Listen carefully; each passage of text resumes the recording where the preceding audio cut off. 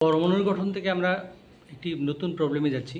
Hydrogen বর্ণালীর কোণ স্থানান্তরণের জন্য পাওয়া তরঙ্গদৈর্ঘ্য হিলিয়াম প্লাস বর্ণালীর n=4 থেকে n=2 মামার স্থানান্তরণে পাওয়া তরঙ্গদৈর্ঘ্যের সাথে সমান হয়। এখানে আমরা ফর্মুলা যেটা জানি r(z²)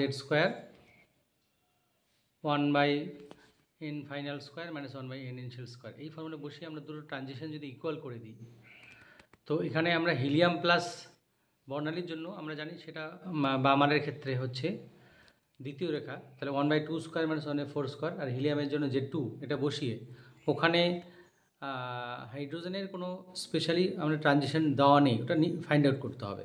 তো লেফট সাইডে আমরা বসলে দেখেন আমরা 3/4 পাচ্ছি, তাহলে 3/4 ইজ রাইট সাইডে আমরা দেখবি 1/n final square minus 1/n initial square করে আমরা দুটো n ফাইনাল n ইনিশিয়ালে কী মান বসালে ওটা লেফট সাইডের 3/4-এর সাথে সিদ্ধ হবে, এই জিনিসটা আমাদের দেখতে হবে।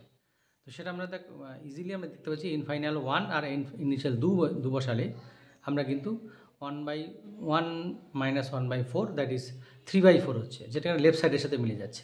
তো সেটা কিছুই না, সেটা লাইমানের প্রথম রেখা, অর্থাৎ 2 থেকে 1 স্থানান্তরের জন্যই কিন্তু উপরের সমীকরণটি সিদ্ধ হচ্ছে।